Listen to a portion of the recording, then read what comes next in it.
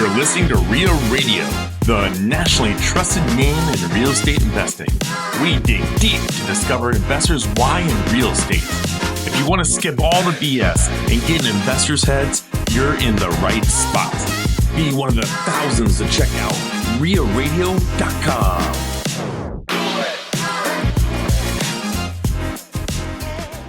Welcome to Real Estate Rundown. This is episode 259 of Real Radio with Owen Dashner and Aiden Bear and Owen Dashner.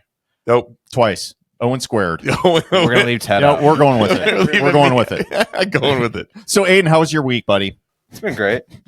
I got to ask you. Okay, so Aiden did deliver packages for Amazon as a side hustle here for a stint. How long was that? How long was it? How long did you do it? Or are you still doing it? I'm still doing it. I didn't know you quit. Yeah. Have you had any weird situations come up with Amazon deliveries? Like, have you been attacked by a dog or other type of animal? Naked people at the door? Yeah, people getting really mad at you, delivering the wrong package. Did anybody deliver a baby grand piano, something like that you had to really lug? Not really, actually. No? I haven't really had that many stories so far, but I've delivered in some, like, I've delivered out in the country and just delivered to, like, farmhouses and stuff like that. What's the coolest thing you've ever stolen off of somebody's porch? I've never stolen anything. Okay, good. He's like, which week? I've been taking something every week. Let me think. I took the picture. It's there, but it's not. Aiden's like, and this is why I don't want to be included in your podcast. All right, what's up, Teddy Ballgame? You've had a little bit of a stressful morning here. It's been a good morning because, like, my dog a couple of days ago ate the scrub brush for the grill. Yeah, the metal innings.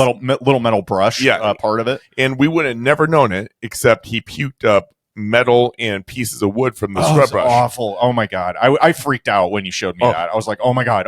Like, you gotta. So we take him in for x-rays and they find all these little pieces of metal. They think that they're embedded in his stomach. Right. And then they find a foreign metal object that looks like it's a clip to one of my son's, the lid that goes on top of his cars, remote control cars. Okay. And it's like the body clips. Oh, you didn't say that part earlier. Yeah. So I wanted to leave it for the podcast. Oh. And like, we're pretty sure that this punctured the intestine already. Oh my God. And then I'm like, oh, okay. So what do we do? Like, okay, well, we're going to do, another day of x-rays. Don't feed him so we can get a better view of what's going on. Best case scenario, we can put a tube down there, get the parts out of the stomach, but this intestine puncture is a major deal. Yep. Worst case scenario, there's these splintered pieces of metal in and out his intestine, everything. Like, yeah, it'll just shred it. Yeah, and if one punctures, it's catastrophic, right? Mm-hmm. So, like, feed him, give him a whole bunch of water, walk him a ton. Let's try to get this worked through. Well, my dog is one of those weird dogs that can't go to the bathroom in front of you. So if it has to go to the bathroom, no kidding, like, it hides behind a retaining wall or behind the trees. Oh wow, he's got stage fright. Yeah, huh? I guess it's a Doberman thing. Weird. And he will not go on a walk ever. Huh. Or a park or anywhere. That is so strange. It's so strange. So anyway, we so we're doing all these exercises with them. Take him in this morning expecting a major surgery. And I'm like, if I had a plan on this, and what is the worst case scenario? Well, worst case could get as high as like 10 grand. Right. And I'm like, yeah, it's just emergency exploratory surgery. I'm sorry, but like, here's the question, you couldn't pay me enough to kill a healthy dog. Right. Like 10, 20, 30,000. I'm not going to shoot my dog. But how much are you willing to pay to heal your dog? Are you asking me? Yes. Give me a blank check. Really? Yes. Yeah. Okay. Yeah. Unless we're in an end of life situation where it's like you're only going to buy them a couple weeks or months or whatever, and they're in a lot of pain. Yeah. But if I have a pretty good idea that this is going to fix the issue. Yeah. I'm like, he's like my family member, you know what I mean? Yeah, I know. And I've not, no judgment. I get it. Like, that is not a small amount of money at all. And it might not even work. You could be shelling out 10 grand and like he still doesn't make it. That would suck. With a ton of antibiotics. Right. And even the doctor this morning, she's like, I've lost sleep over this surgery. Oh gosh. She's like, how much intestine do I have to take out because there's pieces in there? Is there multiple sections of intestine I have to take out and research them back together? Right. And then she's like, I'm not gonna lie. She's like, I didn't know how I was gonna do this today. That's reassuring. And she's like, close to 60. She's very experienced. But she's like, this is catastrophic. Get the x-ray this morning. She's like, I want you to come in. I got good news. Come in. Like, we can't find one piece of metal anywhere. That's crazy. And she's like, I am dumbfounded. And we were nasty. And thank God my wife was available to do this while I was coaching yesterday. But she went through all the poop piles. Oh yeah. And we found metal in all the poop. Wow. And so he passed it all. Passed it all. That is out. insane, dude. Thank God. I mean, I was thinking about it. I was worried about it. Yeah. And so the dog was very interesting start to the morning. Should I tell the other story? Yes, obviously. And I want you to put your foot up here and show him. No, my foot's all wrapped up. I'm not going to do it. So, oh, finally. He just finally decides to actually put a covering on his freaking It hurts so bad. Jason Drees had made me buy nail boards. Uh-oh. Is this a lawsuit? And yes. No. And I have to stand on these nail boards 60 seconds every morning. And part of it is like, if this is the hardest thing you got to do, everything's easy. What? I don't know, dude. And for what? Well, I mean, it's supposed to center you, and it's supposed to do all these things for your body. But on the other side of it, this is the hardest thing you got to do. Everything else is easy from this point. Okay. So anyway, I do this every morning now for 6+ months, and today I'm dog's happening, and I'm rushing. Well, as I'm getting off the nail board, I'm getting off quickly because after 6 seconds, it's getting pretty painful. And the round of my foot, the top part right underneath the big toe, the pad of your foot, it just touches 4 nails on the edge as I'm getting off. And I'm hurrying, and I step on the edge by accident while I'm taking my other foot off of the other panel, so all my weight goes into it. 4 nails puncture through my foot, and like you heard it pop. It's like pop, pop, pop, pop, and they're going all the way through. I feel like it went to the bone. And it just went all the way in. Blood, it just everywhere. So we're gonna go get a tetanus shot? Well, I mean, they're not rusty. I mean, no, I'm not gonna get a tetanus shot. Okay. Yeah, I mean, right. Yeah, no. You should get a tetanus shot, dude. No. When's the last time you had one? I don't know. So dude. There's no way. Look up tetanus. Look how many people died for tetanus shots. Have you? In the last year? Yes. I call bullshit on this. No, I had a conversation, and it was somebody here in the real estate office. Was it White Simon? Get a tetanus shot, and he's like, and then we looked it up, and there was only 6 people or someone died in the United States from tetanus. It is not a very common thing. I'm not getting a tetanus shot. Okay, booster shot. Okay. Then all the various. Anyway, you're not going to do it, but not going to do it. But anyway, so I have a severe limp going on. I'm going camping tonight. Probably not going to hike now. So yeah, it's a good start to my Friday. I know you're listening on Monday, but this is my Friday morning so far. Dude, always an adventure with you, man. Every day you roll in here with some type of crazy shit happening to you. Yeah, you too. Well, that's true. Your crazy shit is in Molotov cocktail bombs and everything else you're telling me about. Batteries that get blown up in apartments, and you have to bring in hazmat. I mean, your stuff isn't. That's true. I haven't had anything insane happen lately, but Brad Boehner and I looked at this apartment complex. We just walked it. It was been on the market forever. We just wanted to check it out. I saw your Instagram post. Super cheap. Yeah. And we get there, and I'll leave the owner and broker nameless that showed us this here to I've seen worse, let's put it that way, but it's a little rough. Okay. And we go in, and the very first thing that happens is, so we're talking to the broker, and he's kind of giving us the backstory on the building and this and that. Back door opens. We're in the hallway, right? And it's kind of a long hallway. It goes front to back. We come in the front side. Back door opens. How every story starts with you and Brad. This lady walk.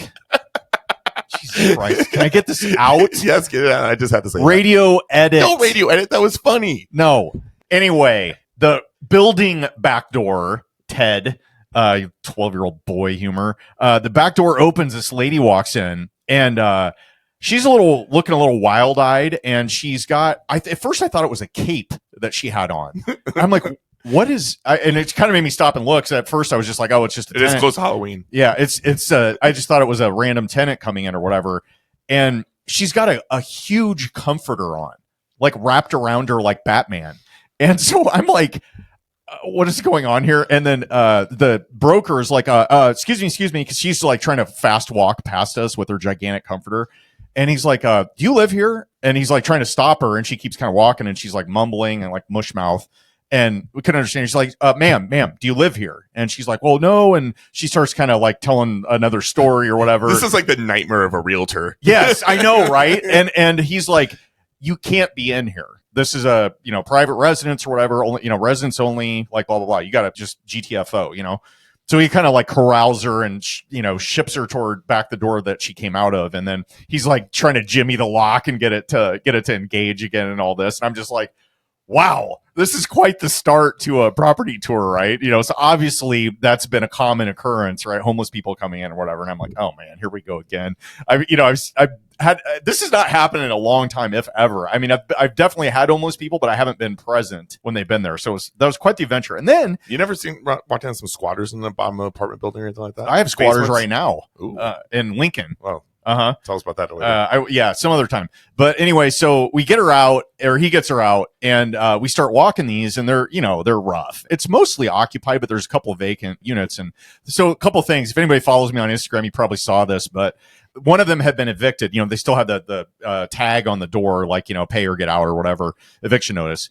And we get in, and they've gotten most of their stuff out. Place is a pigsty, and there's a few things left behind. And I'm walking, and I'm like, what is that? I look over on the filthy ledge or countertop thing, and there's a freaking wedding ring sitting there, like a wedding band, a dude's band, but it was clearly a wedding ring. So I was like, man, I wonder what happened here. You know what I mean? Like, he's probably like, screw this place, screw this marriage, I'm out of here, whatever. And I was just like, wow, some stuff has definitely taken place.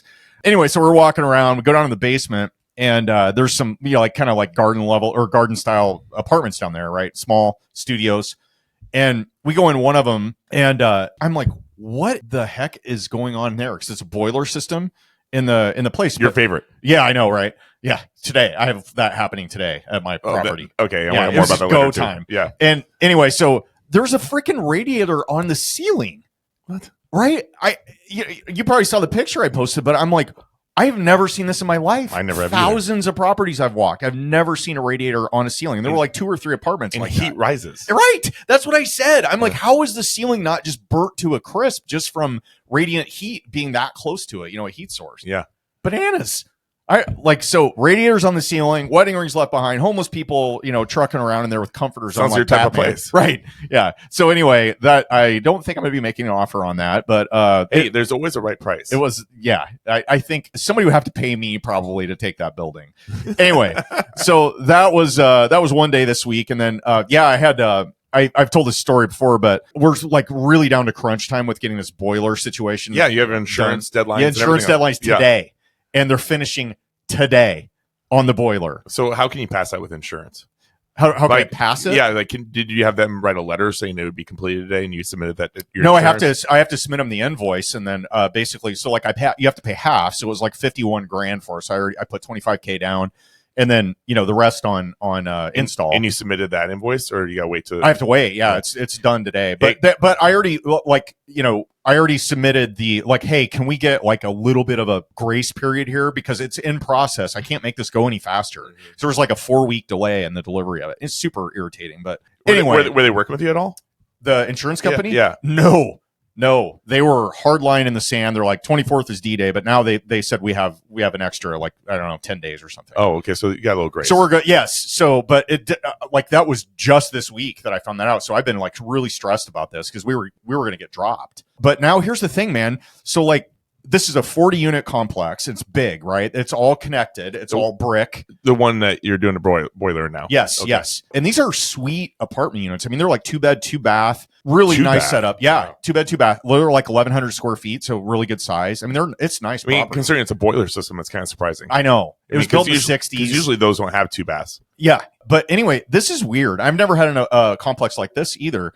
So there's this, it's like a coil, like copper coil with a fan. It basically, when you have a heating and cooling system that's a chiller boiler, it moves the hot and cold air, right, through the copper piping, right, in the walls. But this thing is in every apartment above the master bathroom, primary bathroom, above the ceiling.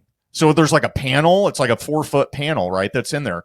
And these are old. Right. So I guarantee you when they hook this up and start firing it up, there's going to be all kinds of problems. There's probably going to be leaks and everything. So now I'm like, I have to work with the management company and the boiler company to go unit by unit by unit and do walkthroughs of these, test them, make sure they work. So it's a whole thing. Yeah. Right. So that's the next step here, the next iteration of this. A ton of air in that system. Right. It's going to be a yeah. And then, deal. And then we ordered the chiller, but it's like $155,000 and they're huge, right? It's a monstrous thing sitting right beside the boiler shed. And anyway, we're doing that in the spring. So just on heating and air alone, it's going to cost, $250,000 $220,000 plus all the stuff with radiators. Oh, by the way, radiator was busted in one of the hallways. Take a stab at what that cost to replace one radiator. I mean, $500, $3,600. Yeah. I mean, you just go to the iron place and probably see a whole bunch of them laying there. Right? So crazy. Yeah, and it got thrown. The old one got thrown out because the boiler company's like, hey, where's the old one? We can probably refurb it or whatever. And I wasn't, whatever, it got tossed. How many of those have you thrown out probably over the years? I don't know. And never thought that they were worth $3,000 each. Oh, man. And I don't know how complicated they are now. Maybe there's more stuff inside that, I don't know, like whatever. Yeah, but that's what it costs. So that's another, $3,600. Who would ever have thought that? Right? It's a piece of metal, but it's super heavy. I mean, you ever tried to lift one of those? Good luck. I mean, but people are gutting those out and just I know all the don't time. throw away boilers, man. Or if you do, take them to scrap. Man, there's a business for that. Exactly. Who ever knew that? Yep. Oh my gosh. Okay. So anyway, that's today's excitement. Okay, you can't pass over the squatter thing. I know. There's I don't want to tell this story. We have a couple of properties that we have in Lincoln that have squatters in them. So what we had two, and then like in a unit or like in a common it's space? a house. Oh, They're okay. houses. Okay. So they moved in, and now one of them is out. We got it secured, and the other one still has them, and they're like full on moved in. Or they claimed like rights? Yeah, we can't get them out. Yeah. So now we have to go through the court system. So now we have to evict, and so we started that process. How did they like put utilities in their name? Is that how they were able to? Because I thought we didn't really have squatter rights here. They moved in before we got ownership of it. Okay. Without us knowing it. Interesting. Yeah. Okay. So that sucks. So this is my first squatter situation ever. This is interesting. So yeah, stay tuned on that, I guess. But so we've had to call like our, we called Billy the Kid and, had him go check it out. I'm going to be on his podcast next week. Oh, no kidding. Yeah. That's cool. Yeah. I was on there a couple years ago. Yeah. That was a lot of fun. He's so funny. I made a rule that I'm not turning down podcasts. There you go, buddy. As you shouldn't be either. Yeah, okay. Depends, man. I've been on a couple that I've been like, wow, that was I know you have that. Not my best. I know you have that favorite. Don't bring that up. But anyway, yeah. So squatters, boilers, nails through feet, dogs eating grill brushes. We've had quite the exciting week so far. I had some of it was kind of my mind when it came to you and your portfolio. Like, you're growing your portfolio pretty large these days, and you have a significant amount of management running your properties. How much drive-bys do you do or personal walkthroughs do you do when you have a portfolio your size? You know what? Honestly, it goes in fits and starts with me. Sometimes I'll be like, I don't even want to know. Honestly, like if I'm honest about it, I would say sometimes I just don't want to like, I know that every time I go, I'm going to see something every time. It doesn't matter. Then it becomes a thing I have to handle and whatever. So sometimes if I'm just like really busy with other stuff, I just don't. Like if you're in a neighborhood of a property that you own, are you going to make a point to drive by? Typically, yeah. But sometimes I avoid it just because I can't deal today. You know what I mean? Yeah, I do get that. Yeah. And also like, I own probably, I don't know, like 15 or so single families in my small town of Carter Lake. And I don't like driving down main streets where I have my houses. You know what I mean? Because there's like a couple main drags in Carter Lake, and so I'm just like, because every time I just get irritated. I'm like, the weeds are too long, or like they need to do this and that to it, or whatever. So I don't know. And because you're self-managing them, and normal management company, we give them notice. Yeah. So there's that. But then like this complex I was at yesterday, it was kind of funny. I was walking out, right? I'm getting ready to leave. So I went talked to the boiler guys. I'm checking everything out there. And then I come back through the building and I'm going to my truck, and this dude's walking and he's got like, you know how we have conversations sometimes with people and they're like, oh, I don't own the building. I'm just the property manager, or I'm a maintenance guy. They just pretend. Yeah. Right. And so I see this dude and he's like carrying a curtain rod with curtains on it. And like this other lady that he's with out of this apartment, and she's carrying stuff out. And I was like, man, did they just get evicted? Because I don't manage it. It's managed.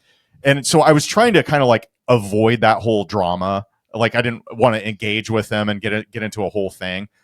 And then I'm out by my truck and the guy says something to me. He's like, oh, something like, hey, good to see you or whatever. And he's like, hey, are you a property manager? And I said, no, no, I'm not. Blah, blah, blah. And he's like, oh, well, my wife's seen you around here and she thought you were with the management company and this and that. And he like kind of wouldn't let it go. And I go, I'm not the manager, I'm an owner. And this was only after I figured out that they were moving from one unit into one of our remodeled units. So they'd been there 8 years, paid on time, decent tenants and all that. And I was like, okay, when we bought this building, it was 14 units vacant. right? Yeah. And out of 40, that's a lot. Yeah. And so now we've gone through and done, I think, like 12 or so of them, gotten them all remodeled. They're sweet, new flooring, new paint, new fixtures, new appliances, new countertops, the whole thing. They're nice. Mm-hmm. And I was like, I do not want, and it's a huge amount of money when you tack on the boiler and the chiller and everything else. And I was like, man, what I don't want to have happen is all these people start migrating from the older units into the remodeled ones, because now we're going to have to remodel all of those. You know what I mean? So I'm like, I don't want to make it known that, hey, good news, guys, you can move over from one to the other, because everybody's going to want to do it. For a significant price increase, though. Yeah, not really. Oh, that's I mean, there's like a $200 delta is all. But I don't want to spend $15,000-$20,000 doing a full remodel on a unit just to get $200 a month rent bump. No, you got to pick your battles. Yeah. So I'm kind of like, look, I started talking to him, and he started talking about a couple of things that were wrong in the new unit he was moving into. And he's like, yeah, something about the ceiling, and there was a part of the drywall come down the ceiling. I'm like, hey, can you show me? So I walked over there, met him and his wife, and he's like, yeah. Started talking about like the toilet, ceiling fan, the thing with the roof and whatever. And I'm just like, okay, look, make a list. All this stuff. And I'm like, I'm sorry. Obviously, we wanted to make this a good experience for you moving in. We'll take care of it. We just got to plan this, right? We'll knock them all out. And he's like, no, they're great. Really appreciate it. Thank you. And I said, yeah, no problem. I go, here's the plan. So I know you've been here 8 years. This place has been mismanaged for a long time, and they've let it go downhill. A ton of deferred maintenance, landscaping's overgrown, like all this stuff. And I go, here's the plan. New heat, new cold. We're remodeling all the vacant units. We're going to improve the outside. We're going to stripe it. We're going to make the garages actually usable, all this stuff.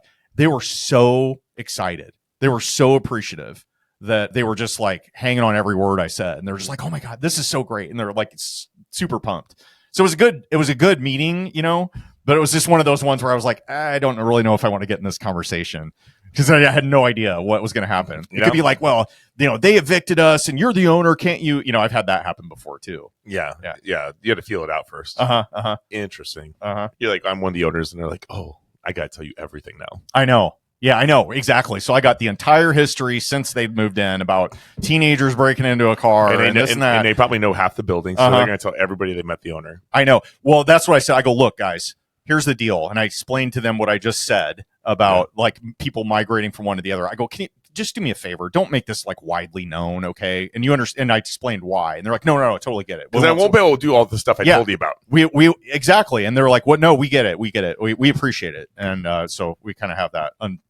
We'll see. I guarantee you this is going to get out. But yeah, it's just one of those weird things you don't think about, is like when you take over a building like that and you have so many vacants. I'll be honest with you, that's a great golden nugget right there. Yeah. Well, hey, let's do a post-dated golden nugget. Thank you, because I didn't actually have a good one. Actually, I did have a good one, but we'll leave that for next week. Yeah, there we go. Okay, well, enough about my ramblings here, but what about you? Do you like driving by? Well, my properties are all Airbnbs, right? So I'm have to, and I self-manage, so even more than before. This is main reason why I'm trying to sell off everything, is because I'm way too involved in my properties, and I don't know if I can remove that. Especially being I'm a sole owner, I don't have partners. Right. When I had a partner, I was very proud of myself on how hands off I became. Yeah. Because that wasn't my role. So I was trying to respect that. Well, then I ended up screwing myself. Yeah. So yeah, I am extremely involved in my properties. I even I have to try to avoid not driving by the properties I sold, because I look at them and I'm like, you get mad? Oh yeah, a little bit, because I bought them condemned. I put a lot of time and money into these properties, and then they just get destroyed.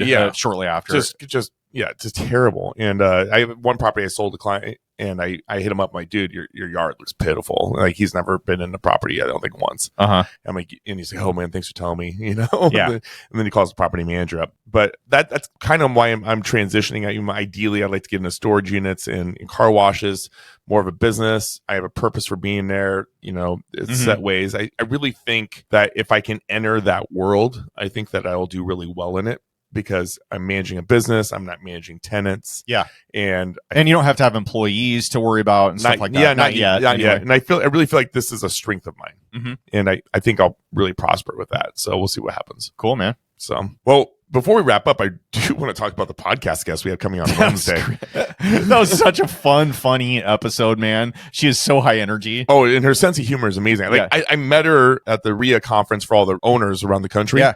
And literally, we were in a lobby, And I just saw some younger people sitting in there, because I remember the average age is probably like 70. Mm-hmm. And, and here's somebody that's in her late 30s. And I think the other guy was even younger. And I'm like, oh, somebody to chat with. And I think I'm just coming back from Bourbon Street, somewhat lit up. And so we just all set the table for probably 3 hours. And we did our 60-second life stories. And then we got into, I took all the podcast questions we asked, and we asked them in circles, and they're like, these are great questions. I'm like, I know. And but it opened up a lot of conversations. Did you have your plot on? Yeah, I'm pretty sure I did. Okay. Yeah, I think I recorded most of that. But yeah, anyway, it brought out a lot of good content. I'm like, God, you guys should get on a podcast. Like, you're doing things that are fun and interesting. And lo and behold, we got somebody on the podcast that's fun and interesting with a great sense of humor. Yeah, I'm going to take a stab at a recap here. Do it. So Jennifer Newby is born and raised in Queens, New York, and moved to a couple other boroughs whenever her family had a little bit extra money, but came from pretty humble beginnings, did not have much in the way of money or a safety net when she was growing up. And when she was pursuing her dream of becoming a massage therapist, she was also waiting tables, doing various things to basically make some extra money through side hustles. Her and her husband are extremely close, as high school sweethearts. Yeah, high school sweethearts, still married, 25 years later. And they decided to up and move to Asheville, North Carolina to basically pursue real estate investing. Fell in love with the fact that there are 50 breweries within about a 5-mile radius within Asheville. And well-traveled. And so here's the coolest thing. I mean, it's one of the coolest stories that I think we've had on here, where she bought a house for $10,000. That was, I believe, what she said. With an acre and a half of land. And then basically went to YouTube University and checked out books from the library, bought them on Amazon or whatever, taught themselves how to demo and build a house from scratch by themselves completely. I want to do it. Two people. I'm ready to do it. So fast forward on this is it ended up being she was about $100,000 into it by the time they got their construction loan completed and the project vertical. And then they ended up refinancing at a value of about $300,000. So they had about $200,000 in equity through their own sweat and knowledge and just figuring money it out. That they've never even seen or fathomed before. She bought a track hoe for like $10,000, and it was periwinkle, which I thought was pretty funny. And they're digging their own septic. They're doing all this stuff DIY and putting roofs on and all these things, building forms for concrete. I mean, you name it, they did it. And now, fast forward, she had, after spending 4 months as a hiatus traipsing around basically Vietnam and Thailand and a whole bunch of other Asia Pacific countries, they came back and decided to dive right into development. And they've done so many cool things. I mean, they got into storage units. They've done single family spec builds. They've done duplex community is the next target that they have on their map. What else? Tiny homes. Tiny homes. That was one of the coolest parts of the whole thing. Airbnbs. Yeah. So you can see if you are involved in real estate in any way, shape, or form on the investing side, there is going to be something here for you. It's a very inspirational story. She has such a positive attitude. She really learned a lot from her local mentor at the local RIA owner in Asheville and calls her Mama Money. Pretty funny story there. So looks up to her a lot. But yeah, she was so much fun, guys, and great personality. I think this would be a great interview to listen to. Good storyteller too. And loves hot dogs. She loves hot dogs. She lives and breathes real estate. It has changed her life. It has changed the trajectory of her and her husband's life. And now her whole goal is to give back. But here's the fun part.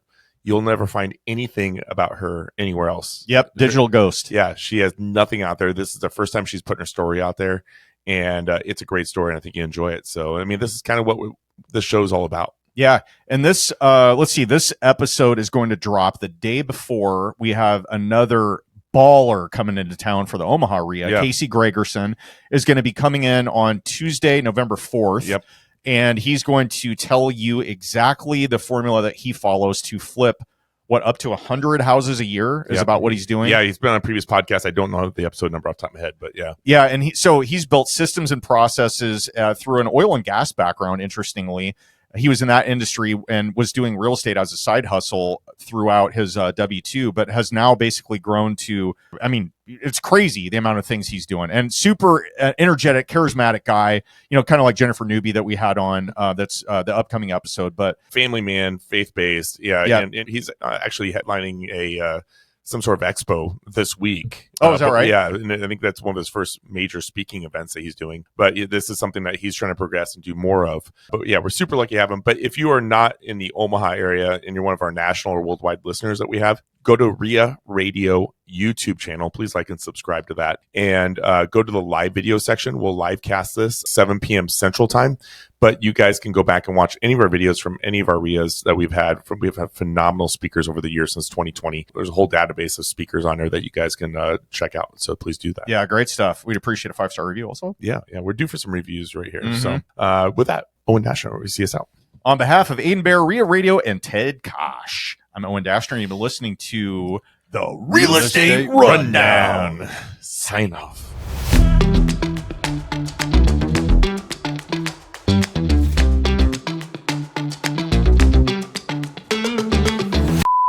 All right, let's go. I'm waiting. Are we ready? Oh, yeah. Are we ready? All right. I thought you were doing some sound adjustments over there. Sorry. You were on your phone and stuff. Don't worry about me. Ted. Should we do the whole entire episode in silly voices today?